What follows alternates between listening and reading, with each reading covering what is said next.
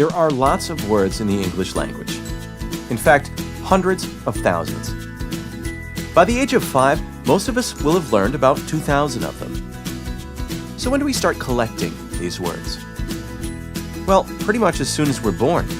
First, we make noises, laugh, fuss, giggle, cry and babble, all to get our point across.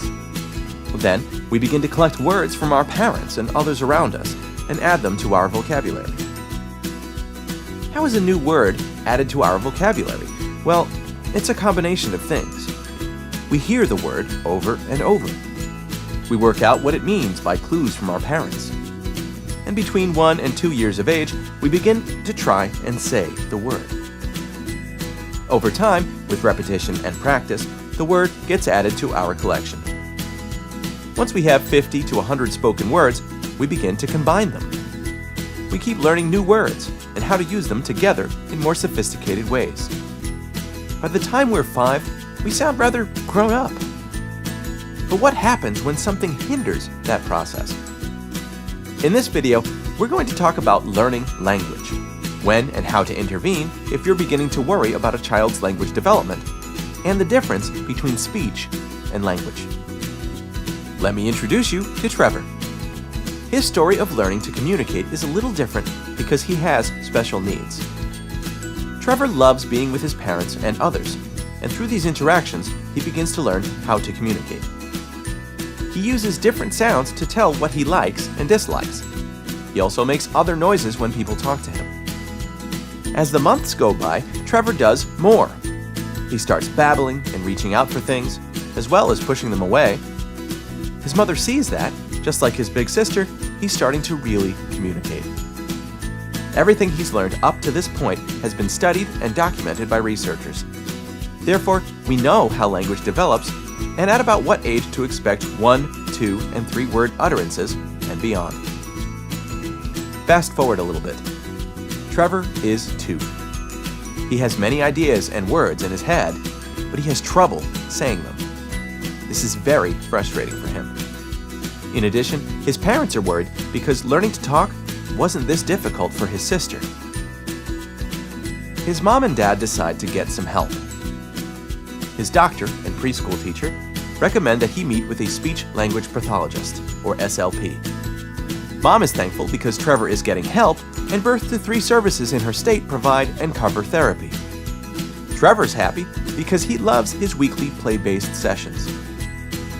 While playing, his SLP helps him with his speech.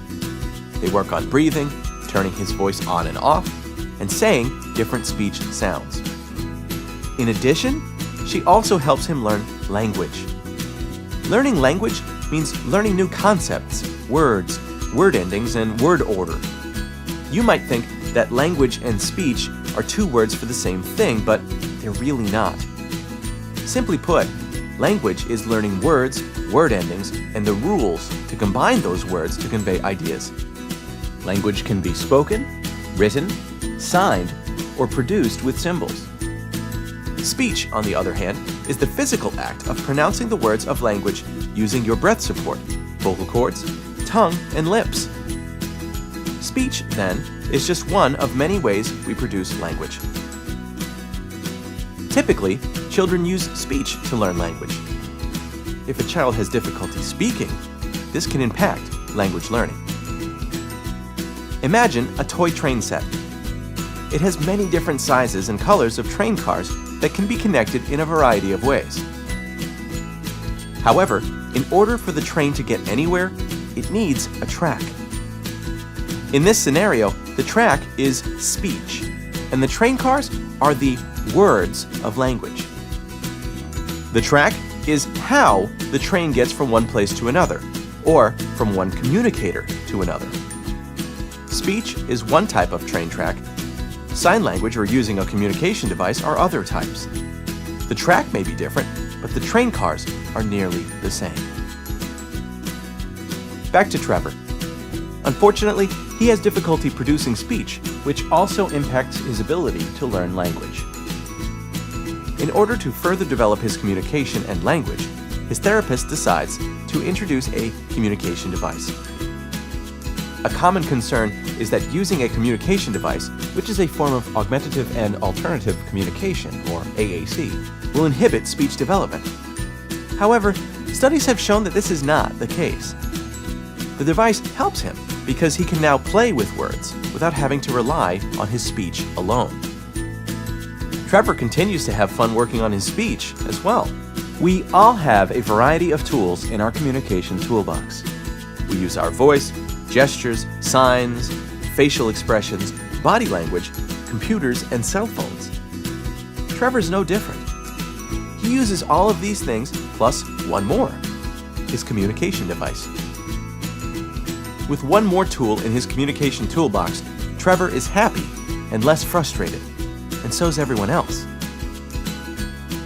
So let's take a look at what we've covered. We learn language from the moment we are born. Researchers have studied and documented how language develops. If you're worried about your child's speech and language development, don't wait. Seek help early and consult with a speech-language pathologist. Language is made up of words, word endings, and word order. Speech is one way to convey language. So is sign and using AAC. Remember, an alternative means of communication can support speech development and does not inhibit it. There are many children, young adults, and adults just like Trevor. In addition, there are great SLPs in your community who can help. PRC believes that everyone deserves a voice and is constantly researching in the field of AAC and developing products and strategies to improve communication for individuals who need assistance.